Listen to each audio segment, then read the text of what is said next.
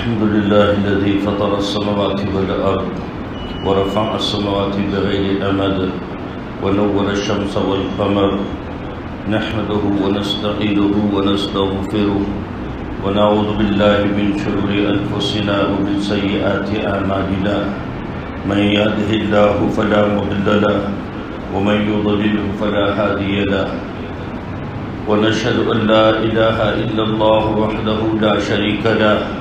لا شريك له ولا مثل له ولا مثال له ونشهد أن سيدنا وشفيعنا وسندنا وحبيبنا ومولانا محمدا عبده ورسوله أرسله بالحق بشيرا ونذيرا وداعيا إلى الله بإذنه وسراجا منيرا أما بعد فقد قال الله تعالى فإذا نفخ في الصور نفخة واحدة وحملت الأرض والجبال فدكتا دكة واحدة فيومئذ وقعت الواقعة وانشقت السماء فهي يومئذ واهية والملك على أرجائها ويحمل عرش ربك فوقهم يومئذ ثمانية يومئذ تعرضون لا تخفى منكم خافية صدق اللہ العظیم۔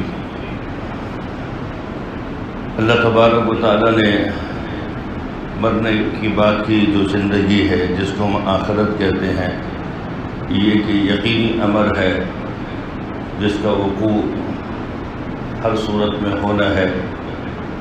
ہر انسان جب مرتا ہے تو اس کی قیامت تو ویسے ہی قائم ہو جاتی ہے، اور ایک قیامت اللہ تبارک و تعالیٰ اس عالم کے ختم کرنے کے ساتھ فرمائیں گے جس کو قیامت کبریٰ کہا جاتا ہے۔ انسان جب اپنی ذات میں مرتا ہے تو اس کو قیامت صغریٰ کہتے ہیں کہ اس کا اپنا وجود ختم ہو گیا، اور جب پورے عالم کا وجود ختم ہوگا تو اس کو قیامت کبریٰ کہا جاتا ہے کہ یہ پورا عالم تہس نہس کر دیا جائے گا اور انسان اپنے اعمال کی جزا و سزا وہاں پر پائے گا۔ یہ ایک ایسی حقیقت ہے کہ جس سے ہر انسان جو ہے اگر یوں کہا جائے نظر چرائے ہوئے ہے، آنکھ چرائے ہوئے ہے۔ اس کی پوری زندگی کے اندر موت کی کوئی پلاننگ نہیں ہوتی ہے۔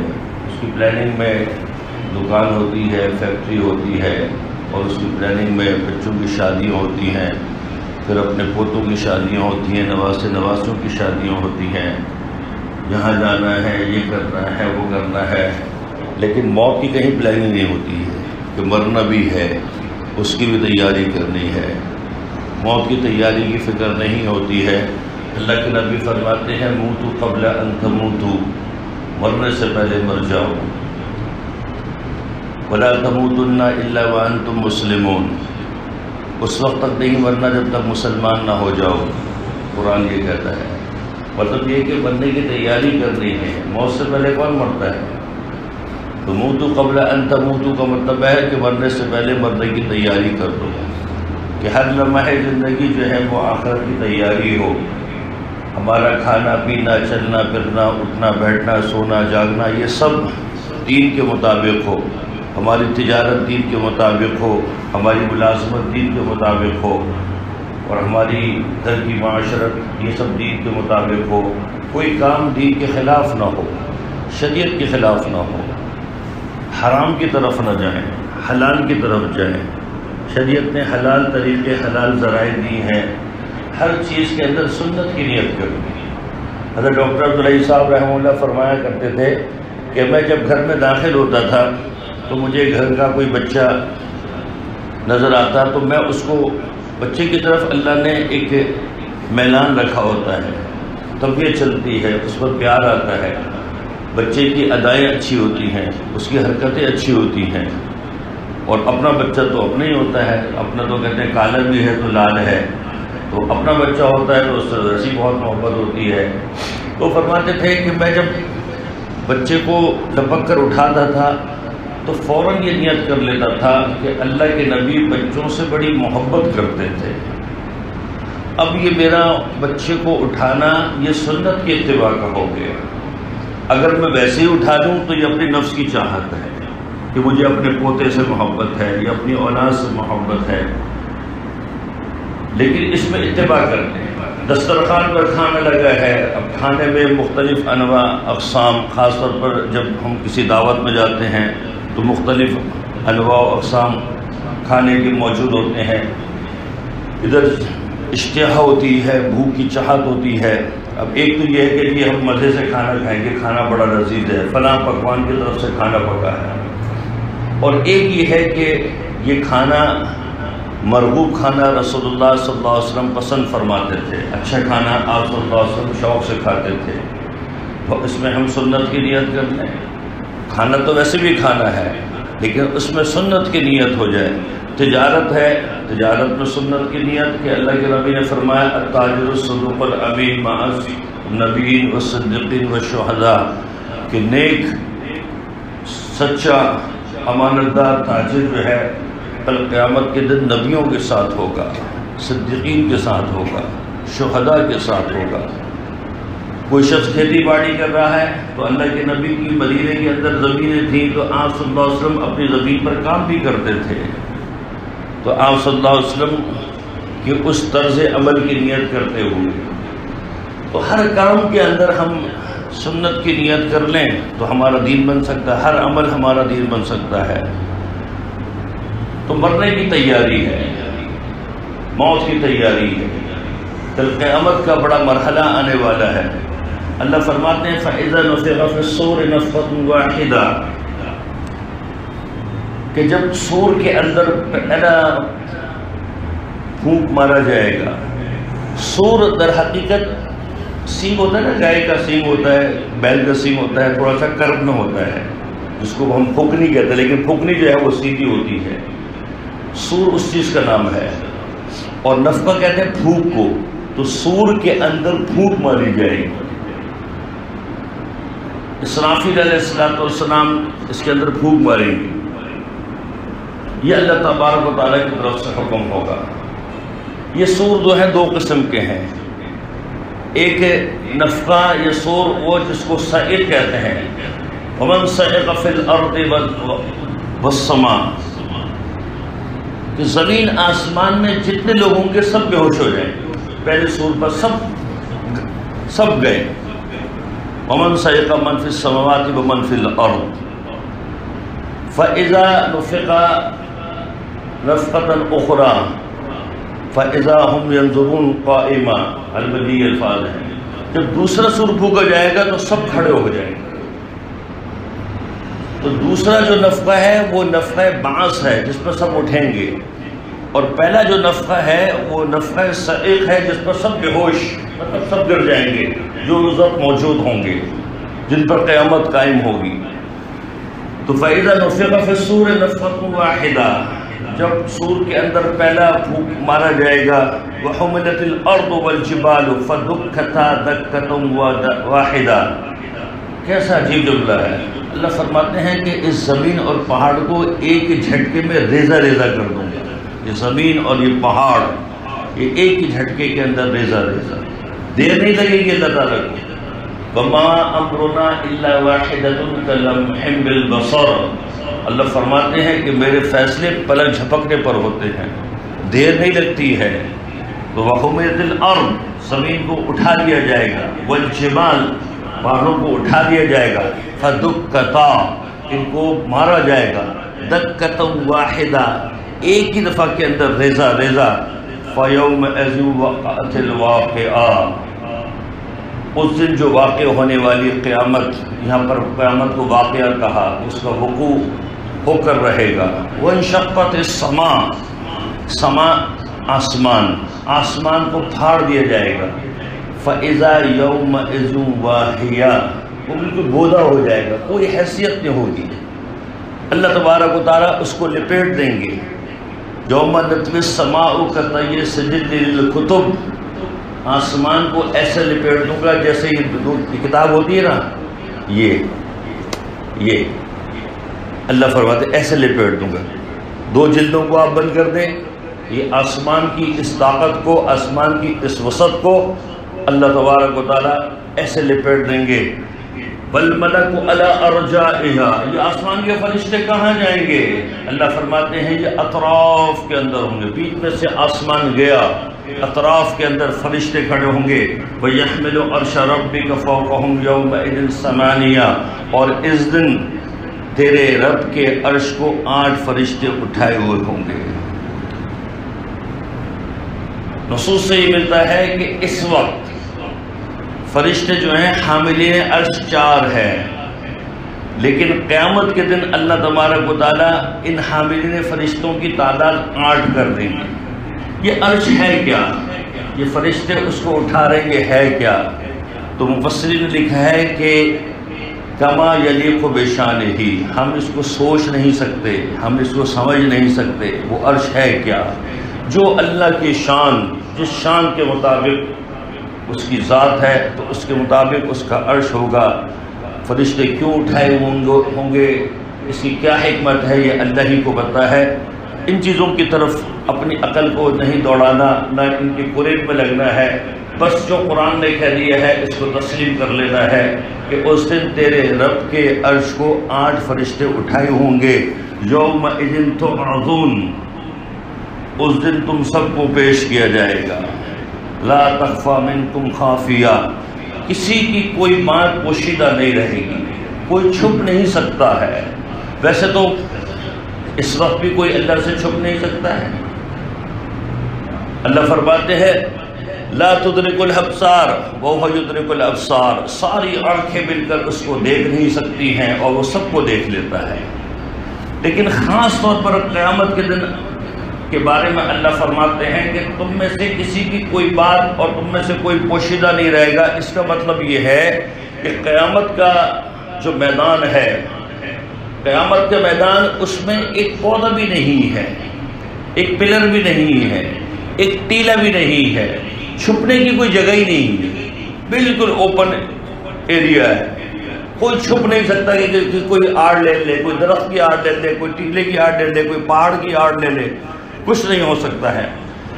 پھر اس وقت نامہ اعمال کی تقسیم ہوگی۔ فَأَمَّا مَنْ أُوتِيَ كِتَابَهُ بِيَمِينِهِ، جس کا نامہ اعمال اس کو دائیں ہاتھ میں دیا گیا۔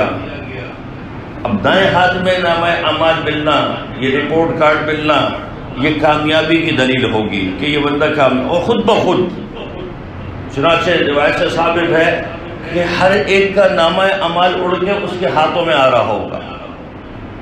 جس کے سیدھے ہاتھ میں آنا ہے تو سیدھے ہاتھ میں ہی آئے گا، جو کامیاب ہے تو کامیاب کے ہاتھ میں سیدھے ہاتھ میں آئے گا، جو ناکام ہے تو اس کے الٹے ہاتھ میں آئے گا۔ تو یومئذ فاما من اوتی کتابہ بیمینہ، جس کو اس کا نامہ اعمال دائیں ہاتھ میں ملا، اب وہ تو خوش۔ دنیا میں ہم دیکھتے ہیں کہ جب بچہ پاس ہوتا ہے تو رپورٹ کارڈ سب کو دکھا رہا ہوتا ہے، جو رشتہ دار آتے ہیں ان کو دکھاتا ہے، اپنی رپورٹ کارڈ دکھاتا ہے، اپنے اسکول کی پوری فائل دکھاتا ہے جس میں اس نے کام کیا ہوتا ہے اور اس کا رزلٹ، اس کا نتیجہ بنتا ہے۔ وہ کہے گا فَيَقُولُ هَاؤْمُ اقْرَءُوا کتابیہ، پڑھو پڑھو، یہ ہے میرا کتاب نامہ، یہ ہے میری رپورٹ کارڈ، میں کامیاب ہو گیا ہوں۔ اللہ تبارک و تعالیٰ اس کو اس وقت ایسی دلی خوشی دیں گے، وہ خوشی خوشی سب سے کہہ رہا ہوگا هَاؤْمُ اقْرَءُوا کتابیہ انی ظننت انی ملاق حسابیہ، مجھے تو یقین تھا کہ حساب کتاب ہوگا اور اس کے مطابق میں تیاری کرتا تھا، میں اس حساب کتاب کو بھولا نہیں تھا، مجھے پورا حساب معلوم تھا، یقین تھا کہ حساب کتاب ہوگا۔ اور پھر یہ بات یاد رکھیں کہ حساب کتاب اس کی 2 قسمیں ہیں۔ حساب تو سب سے ہوگا، یہ بات تو طے ہے، ہر ایک سے ہوگا، لیکن کسی سے حساب یسیر ہوگا۔ جیسے حدیث میں آتا ہے نبی علیہ الصلوۃ والسلام فرماتے ہیں کہ اللہم انی حاسبنی حسابا یسیرا، اللہ میرا حساب حل کر دیجیے گا۔ حضرت عائشہ رضی اللہ تعالی عنہ نے فرمایا کہ اللہ کے نبی کے حساب کتاب جو قرآن کے اندر کہا گیا ہے، تو اللہ کے حساب بندہ کیسے دے سکتا ہے؟ تو نبی علیہ الصلوۃ والسلام نے فرمایا کہ عائشہ ایک حساب یسیر ہے۔ حساب یسیر کیوں ہوگا؟ دیکھیں کوئی بندہ ایسا نہیں جس نے غلطیاں نہ کی ہوں، انبیاء علیہ الصلوۃ والسلام کی ذات کے علاوہ غلطیاں ہر ایک سے ہو جاتی ہیں۔ تو اللہ تبارک و تعالیٰ ان کو یہ کہیں گے کہ بندہ تو نے یہ کیا یہ کیا یہ کیا، اب یہ شرمندہ اپنی نظریں جھکائے اللہ کے سامنے کھڑا ہوگا، اور اللہ فرمائیں گے تو نے یہ کیا یہ کیا یہ کیا، خاموش کھڑا ہے، اللہ فرمائیں گے جا میں نے تجھ کو معاف کیا۔ یہ حساب یسیر ہے۔ اور فرمایا من نوقش فی الحساب فقد ہلک، اگر کسی سے اس کے حساب میں مناقشہ ہو گیا وہ تو ہلاک ہو گیا۔ اور مناقشہ حساب کس کو کہتے ہیں؟ اللہ نے بندے کے سامنے صاف ذکر کیا تو نے یہ کیا یہ کیا یہ کیا، پھر اللہ نے یہ پوچھ لیا بندہ یہ تو نے کیوں کیا؟ اس کیوں کا جواب بندے کے پاس نہیں ہوگا، جس سے کیوں پوچھ لیا گیا وہ پکڑا گیا۔ اس لیے اللہ کے نبی کہتے تھے کہ اللہم انی حاسبنی حسابا یسیرا، اے اللہ میرا حساب بڑا ہلکا دیجیے۔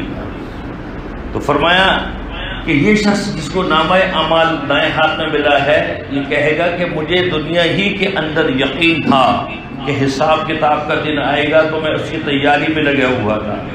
پھر اللہ فرمائیں گے فَهُوَ فِي عِيشَةٍ رَاضِيَةٍ، یہ ایک من چاہی پسندیدہ زندگی کے اندر ہوگا، جنت کی زندگی میں ہوگا، اس کو جنت ملے گی۔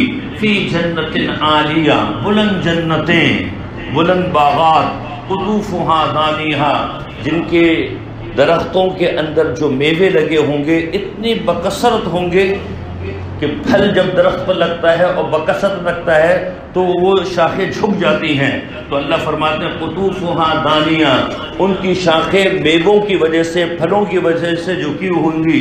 کلو، اللہ فرماتے ہیں کھاؤ، واشربو، اور خوب پیو، ہنیئا، خوب دل بھر کر، دل کوئی پابندی نہیں ہے کہ اتنا کھانا ہے اتنا نہیں کھانا، دل بھر کر جتنا کھاؤ۔ کیوں؟ بما اسلمتم فی الایام الخالیہ، پچھلے دنوں میں بڑی محنت کر کر آئے ہو، بڑی تم نے نمازیں پڑھی تھیں، تہجد پڑھی تھی، اپنے آپ کو گناہ سے روکا تھا، دنیا کی گناہ کی لذتوں سے اپنے آپ کو روکا تھا، مشقت اٹھائی تھی نا، تو اس مشقت کا بدلہ ہے۔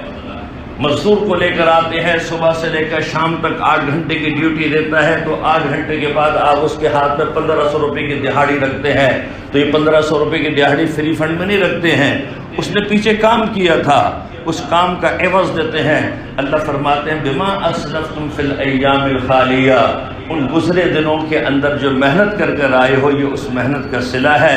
وَأَمَّا مَنْ أُوتِيَ كِتَابَهُ بِشِمَالِهِ، اور جن کو ان کا نامہ اعمال الٹے ہاتھ میں ملا، رپورٹ کارڈ الٹے ہاتھ میں آ گئی، فَيَقُول، وہ کہے گا یا لیتنی لم اوت کتابیہ، ہائے کاش یہ نامہ اعمال ملتا ہی نہیں، یہ ناکامی کی سند میرے ہاتھ میں نہیں آتی، وَلَمْ أَدْرِ حِسَابِيَا، میں تو دنیا میں ایسا مست تھا، مجھے تو پتہ ہی نہیں تھا کہ حساب کتاب بھی ہوگا، میں تو یہ سمجھ بیٹھا تھا کہ یہ دنیا ہی کی زندگی ہے، بس یہاں جو موج مستیاں کر لو، میں تو اسی موج مستیوں میں لگا ہوا تھا، مجھے آخرت کے حساب کی کوئی فکر نہیں تھی۔ یا لیتہا کانت القاضیہ، ہائے کاش وہ جو دنیا کے اندر موت آئی تھی نا، اس موت سے ہی میرا قصہ تمام ہو جاتا، بس ختم ہو جاتا، اور آج کی یہ خطرناکی اور آج کے یہ مناظر نہ دیکھ رہا ہوتا۔ میں تو یہی سمجھا تھا کہ بس موت آ جائے گی سب کچھ ختم۔ اذا كنا عظاما نخرا قالوا تلك اذا كرة خاسرة، کیا ہم جب مٹی کے اندر رل مل جائیں گے، ہڈیاں بوسیدہ ہو جائیں گی، دوبارہ اٹھیں گے؟ نہ دوبارہ نہیں اٹھیں گے۔ یہ عقیدہ تھا کفار کا، اور آج مسلمان عقیدہ تو وہ نہیں رکھتا ہے لیکن عمل وہی کر رہا ہے۔ عقیدہ ہے ہر مسلمان کا، ہر کلمہ پڑھنے والے کا عقیدہ ہے کہ مرنا ہے اور مرنے کے بعد دوبارہ اٹھنا ہے، لیکن اس دوبارہ اٹھنے کی تیاری یہ 100% اگر زیادہ ہو جائے گا، اور 80%، 90% یہ حال ہے کہ اس کو بھولے ہوئے ہیں۔ فَيَقُولُ يَا لَيْتَنِي لَمْ أُوتَ كِتَابِيَا وَلَمْ أَدْرِ مَا حِسَابِيَا يَا لَيْتَهَا كَانَتِ الْقَاضِيَةَ، ہائے کاش کہ وہ موت میرے قصہ تمام کر دیتی۔ مَا أَغْنَى عَنِّي مَالِيَا، میرا تو بڑا مال تھا، میرے بینک میں جو ہے کروڑوں روپے، اربوں روپے ان کی ٹرانزیکشن تھی، وہ سب کہاں گئی؟ پیسے نے کوئی فائدہ نہیں دیا۔ حلق عنی سلطانیہ، میرے پاس تو بڑا عہدہ تھا، میں تو MLA تھا، میں تو MP تھا، میں تو پرائم منسٹر تھا، میں تو صدر تھا، میں تو فلاں تھا، میں تو فلاں تھا، یہ میری سلطان، میری سلطنت، میری طاقت، یہ سب کہاں چلی گئی؟ حلق عنی سلطانیہ، میری طاقت بھی چلی گئی۔ خذوہ، اللہ فرمائے پکڑو اس کو، فغلو، اور جکڑ دو اس کو۔ کیسے سب جملے ہیں اللہ تبارک و تعالیٰ غصے میں ہے، جس کہتے ہیں غضب کے اندر ہے۔ خذوہ، پکڑو اس کو، فغلوہ، اور اس کو جکڑ دو، ثم الجحیم صلوہ، اور پھر اس کو جہنم کی آگ کے اندر جھونک دو۔ یہ اللہ کے جملے ہیں۔ ثم فی سلسلۃ ذرعھا 70 ذراعا فاسلکوہ، اللہ فرماتے ہیں کہ پھر اس کو 70 ہاتھ لمبی زنجیر کے اندر پرو دو۔ زنجیر کو باندھنا نہیں ہے، اس کے جسم کے اندر گھوس، جیسے تسبیح کے دانے کے اندر دھاگا ہوتا ہے، تسبیح کے دانے کے اندر دھاگا ہوتا ہے نا، اس کو سوراخ کیا جاتا ہے اور اس میں دھاگا ڈالتے ہیں۔ اللہ فرماتے ہیں کہ 70 ہاتھ لمبی زنجیر اس کے جسم کے اندر پرو دو اور اس کو جہنم کی آگ کے اندر چھونک دو۔ إِنَّهُ كَانَ لَا يُؤْمِنُ بِاللَّهِ الْعَظِيمِ، یہ اس اللہ عظیم بزرگ برتر پر ایمان نہیں لے کر آتا تھا، اللہ پر ایمان نہیں تھا، اللہ پر یقین نہیں تھا۔ وَلَا يَحُضُّ عَلَىٰ طَعَامِ الْمِسْكِينِ، ایمان نہیں تو پھر کہاں یہ بھوکوں کو کھانا کھلاتا۔ نہ اس کے اندر اللہ کے ساتھ تعلق اور نہ مخلوق کے ساتھ اس کا تعلق، اللہ کے تعلق سے بھی اندھا اور مخلوق کے تعلق سے بھی بے بہرا۔ فَلَيْسَ لَهُ الْيَوْمَ هَاهُنَا حَمِيمٌ، دنیا کے اندر بڑی دوستیاں تھیں اس کی، دنیا کے اندر بڑے اس کے تعلقات تھے، کوئی وہاں پر دوست نہیں۔ وَلَا طَعَامٌ، کچھ کھانے پینے کو نہیں ملے گا، ہاں إِلَّا مِنْ غِسْلِينَ، غسلین کہتے ہیں جب زخم کو دھویا جاتا ہے تو اس سے جو پانی رس کر نیچے جمع ہوتا ہے اس کو غسلین کہتے ہیں، یہی ان کی خوراک ہے۔ جہنمیوں کی پیپ اور جہنمیوں کا خون، یہی ان کو دوبارہ کھلا دیا جائے گا۔ لا يأكله إلا الخاطئون، یہ غذا انہی لوگوں کی بنے گی جو خطا کار تھے، جو گناہ گار تھے، جو گناہ کی زندگی گزارتے تھے۔ فلا اقسم، اللہ فرماتے ہیں میں قسم کھاتا ہوں بما تبصرون، اس چیز کی جس کو تم دیکھتے ہو، وما لا تبصرون، اور اس چیز کی جس کو تم نہیں دیکھتے۔ اور میں مفسرین نے اس کے بڑے اقوال نقل کیے ہیں کہ مراد اس سے یہ ہے کہ کائنات جو نظر آ رہی، اس کے اندر اللہ نے جو مخلوقات پیدا کی ہیں ان تمام کی قسم ہے جو ہمیں نظر آ رہی، اور وہ مخلوقات جو آسمانوں پر ہے، عالم بالا میں ہے، وہ مراد ہے جو ہمیں نظر نہیں آ رہی۔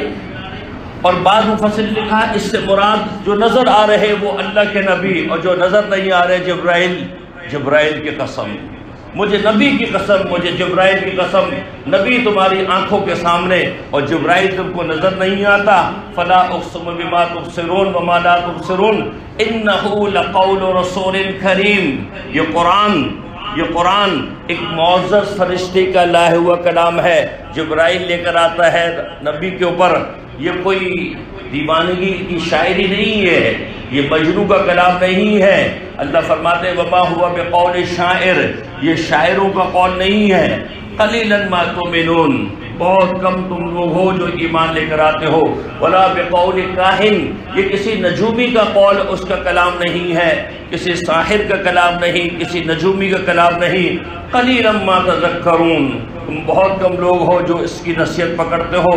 تنزیل من رب العالمین، یہ رب العالمین کا نازل کردہ ہے، یہ اللہ نے نازل کیا ہے، اللہ نے اپنے حکم سے نازل کیا، جبرائیل امین کو دیا اور جبرائیل امین کو واسطہ بنایا کہ جا کر یہ میرے محبوب کو دے کر آؤ۔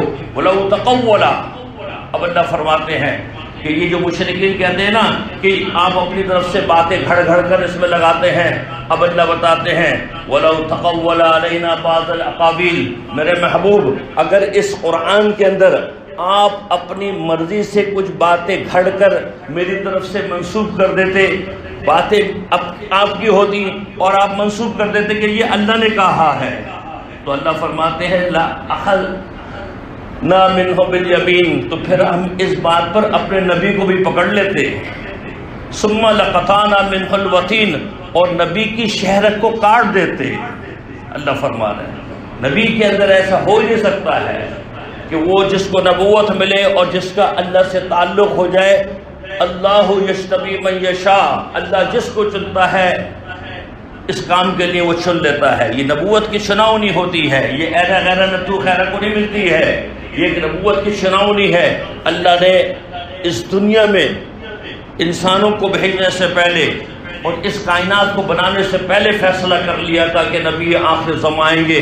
اللہ کے نبی نے فرمایا انا نبی وآدم بین الماء والطین، آدم ابھی پانی اور مٹی کے پروسیس میں تھے اور اللہ نے مجھے وہاں پر نبی بنا دیا تھا۔